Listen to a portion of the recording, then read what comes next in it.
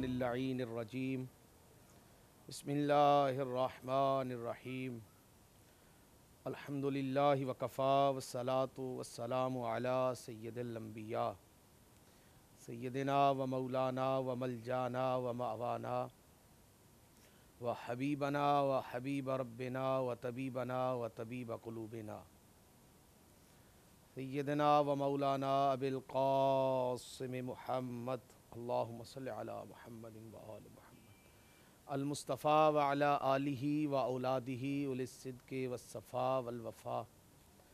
الذین اذہب اللہ عنہم الرجس اہل البیت ویطہرکم تطہیرا اللہم صلی علی محمد و آل محمد ولعنۃ اللہ علی اعدائہم اجمعین بسم اللہ الرحمن الرحیم انا علینا للہدا صدق اللہ مولانا العلی العظیم وصدق رسولہ النبی الکریم الامین ونحن علی ذلک لمن الشاہدین والشاکرین والحمد للہ رب العالمین اللہم صل علی محمد وآل محمد وعجل فرج آل محمد السلام علی الحسین وعلی علی ابن الحسین وعلی اولاد الحسین وعلی اصحاب الحسین۔ ناظرین محترم، سامعین محترم، سلام علیکم تحفہ یا علی علیہ الصلاۃ والسلام مدد۔ آج کے اس خوبصورت پروگرام میں ہم نے جو تلاوت کلام مجید سورہ اللیل کی ایک آیہ مقدسہ مطہرہ منورہ آپ کے سامنے تلاوت کرنے کا شرف حاصل کیا ہے۔ یہ قرآن مجید برہان رشید کا وہ سورہ ہے کہ جس کا ظاہری نشان 92 ہے۔ اس سورت کا نشان 92 ہے اور جو آیت پڑھی ہے اس آیت کا نشان 12 ہے۔ اور اس آیہ مجیدہ کے اندر اللہ رب العزت ارشاد فرما رہا ہے، بسم اللہ الرحمن الرحیم انا علینا للہدا، بے شک تحقیق ہدایت ہماری ذمہ داری ہے۔ آج کی گفتگو کا عنوان بھی ہدایت اور ہادی ہے، کیونکہ اس کائنات کی سب سے اہم ضرورت کا نام ہدایت ہے۔ اللہ رب العزت نے اس کائنات کو محمد و اہل بیت محمد کے تصدق سے، محمد و آل محمد کی وجہ سے تخلیق فرمایا، اور پھر اس کائنات کے لیے اللہ رب العزت نے ہادیان برحق کا اہتمام فرمایا، کیونکہ ہدایت ہر معاشرے کی اور ہر زمانے کی اہم ضرورت کا نام ہے، اور ہدایت کے لیے ہادی کا ہونا ضروری ہے۔ اور ہادی وہ ہیں کہ جو ہادیان برحق ہیں۔ ہادی وہ ہادی جنہیں اللہ رب العزت نے ہادی بنا کر بھیجا۔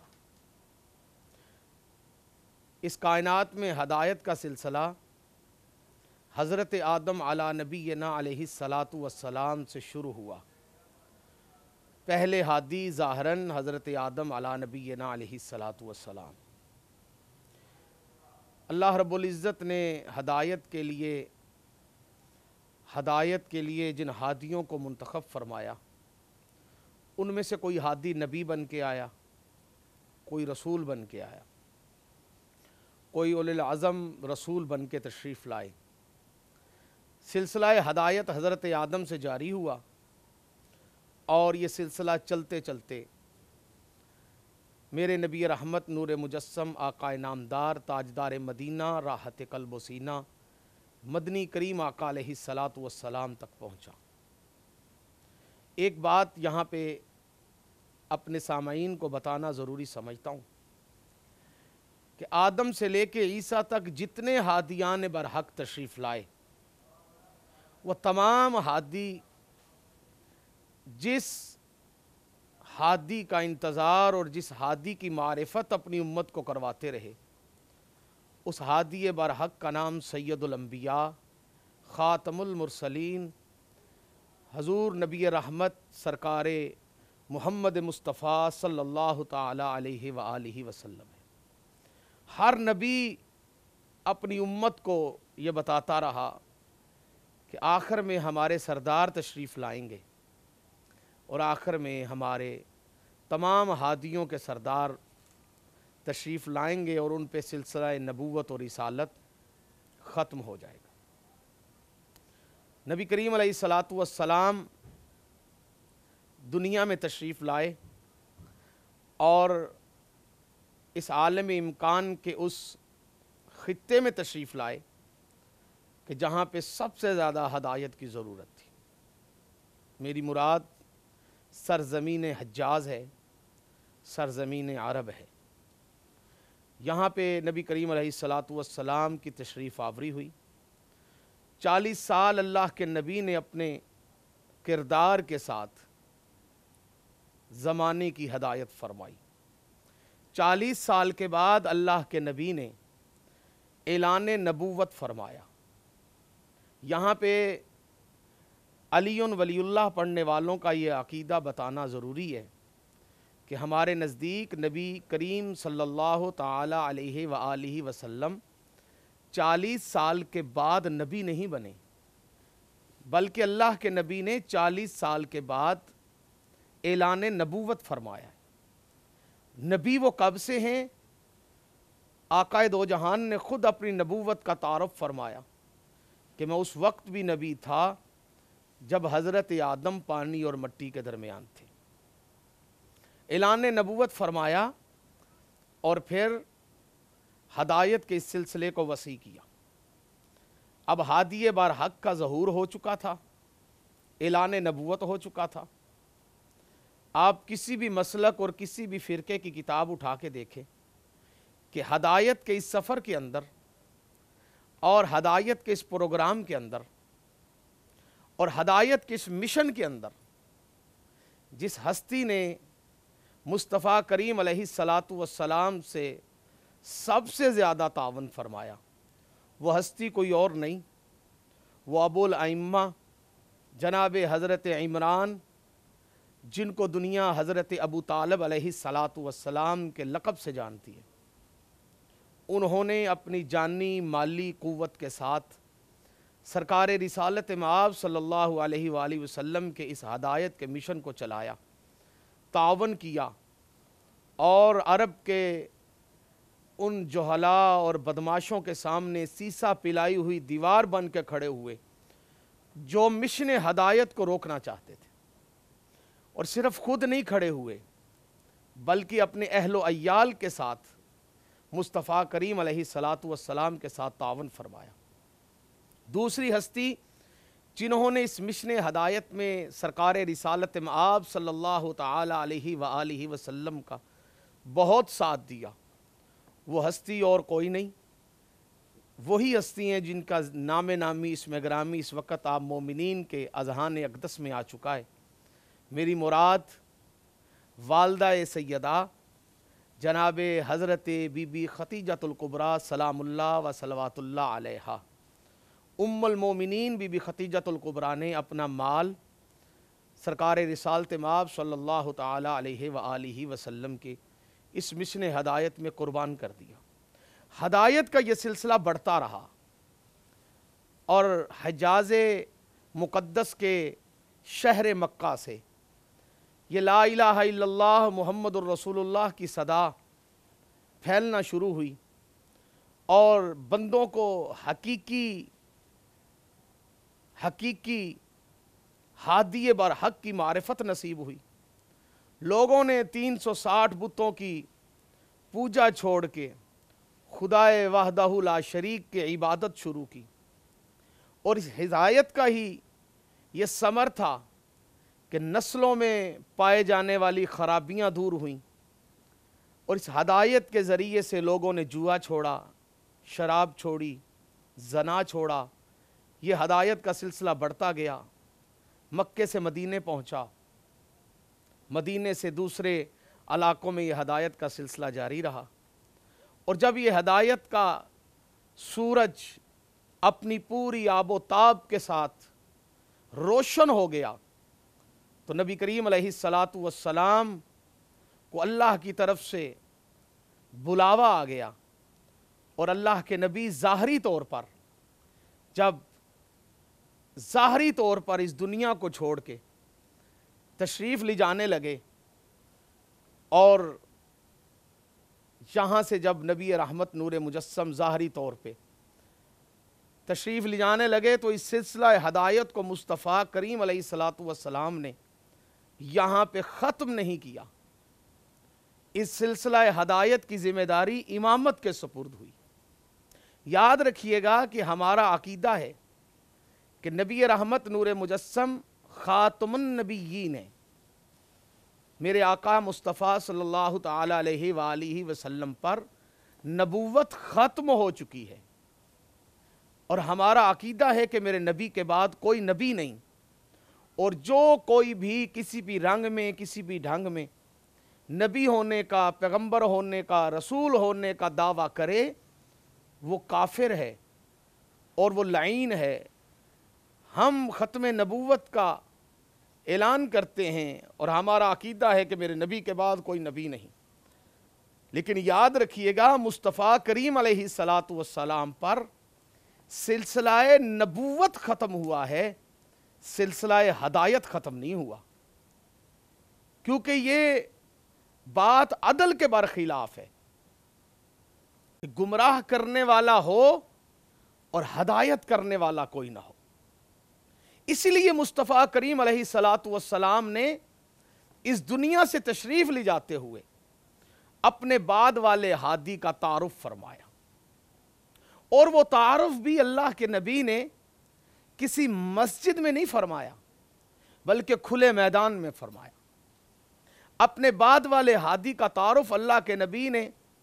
قرآن مجید برہان رشید کی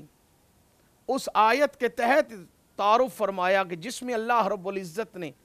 اپنے نبی سے ارشاد فرمایا، بسم اللہ الرحمن الرحیم،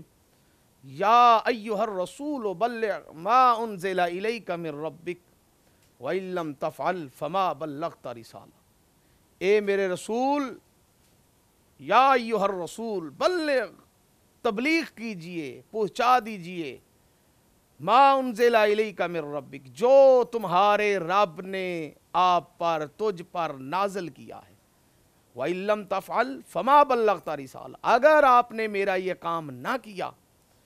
تو آپ نے میری رسالت کا کوئی کام نہیں کیا، آپ نے میری رسالت نہ پہنچائی۔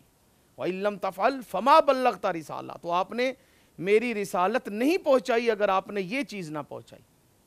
سامعین محترم، آپ کا کسی بھی مسلک سے، کسی بھی عقیدے سے، کسی بھی فرقے سے تعلق ہو، ذرا تھوڑی دیر کے لیے سوچئے کہ کتنا اہم تھا ہادی برحق کا تعارف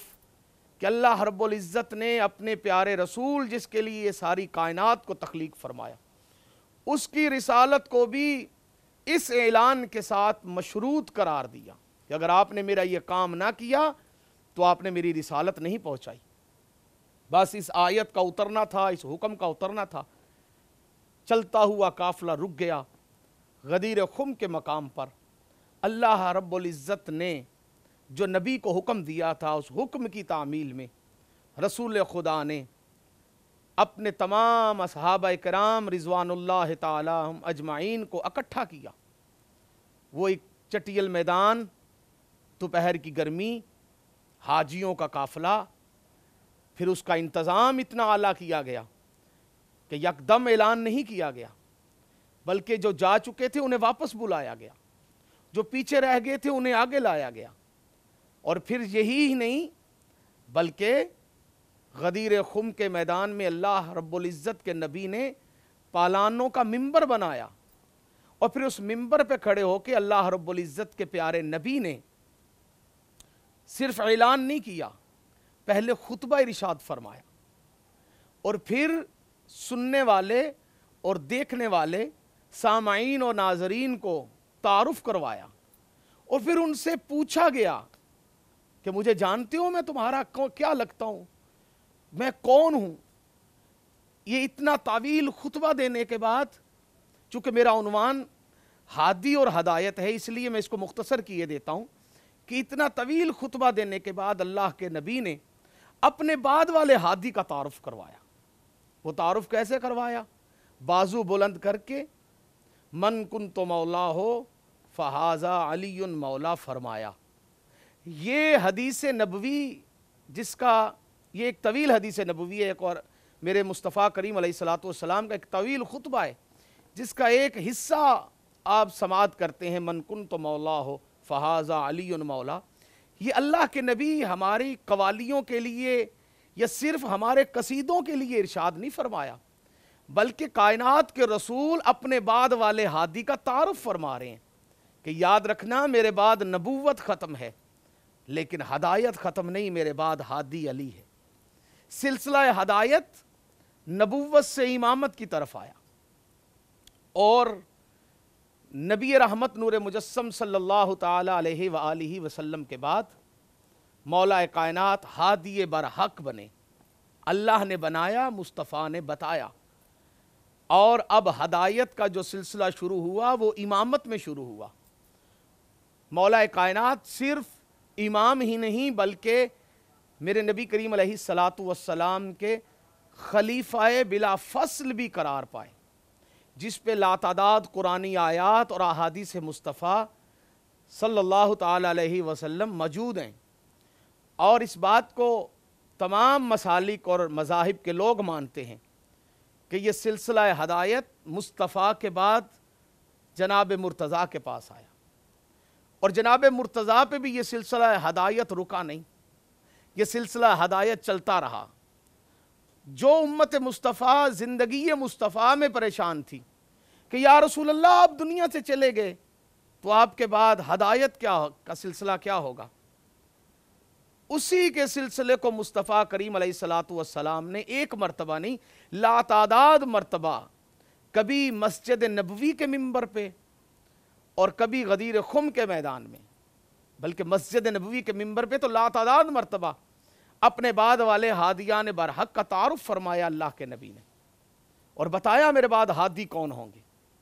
چونکہ اس کائنات کی سب سے اہم ضرورت کا نام ہے ہدایت، کیونکہ گمراہ کرنے والا ہر وقت اس کوشش میں ہے کہ میں کسی طرح ابن آدم کو گمراہ کر سکوں، میں کسی طرح اللہ کے بندوں کو اللہ کے در سے ہٹا سکوں۔ لیکن اللہ رب العزت نے چونکہ قرآن میں وعدہ فرمایا تھا اِنَّا هَدَيْنَا لَلْهُدَىٰ کہ ہدایت ہماری ذمہ داری ہے، تو اللہ رب العزت نے بعد از مصطفیٰ بھی اس وعدے کو مکمل فرمایا، ہدایت کا سلسلہ امامت میں آیا۔ پہلے امام سرکار حضرت امیر المومنین علی ابن ابی طالب غالب علی کل غالب امام المشارق والمغارب، پھر ان کے بعد یہ سلسلہ ہدایت جاری رہا، لیکن یاد رکھیے گا باطل کی قوتیں بھی اس ہدایت کے سلسلے کو روکنا چاہتی تھی۔ انہوں نے اس ہدایت کے سلسلے کو روکنے کے لیے امیر المومنین علیہ الصلوۃ والسلام کے ساتھ پہلے جنگیں کی۔ ان باطل کی قوتوں نے میدانوں کے اندر امیر المومنین کے ساتھ جنگ کی، پھر منبروں پہ مولا علی علیہ الصلوۃ والسلام کے اوپر شب و ستم کیا گیا، پھر کرائے کے قاتل بھیج کے اس سلسلہ ہدایت کو ختم کرنے کے لیے مسجد کوفہ میں رمضان المبارک کے مقدس مہینے کے اندر امیر المومنین کو قتل کیا گیا۔ مولا کائنات شہید ہو گئے، لیکن ناظرین و سامعین ہدایت کا سلسلہ رکا نہیں، کیونکہ جو مصطفیٰ نے ہادیان برحق بتائے تھے انہی ہادیان برحق میں سے دوسرے ہادی جناب حضرت امام حسن مجتبی علیہ الصلوۃ والسلام موجود تھے۔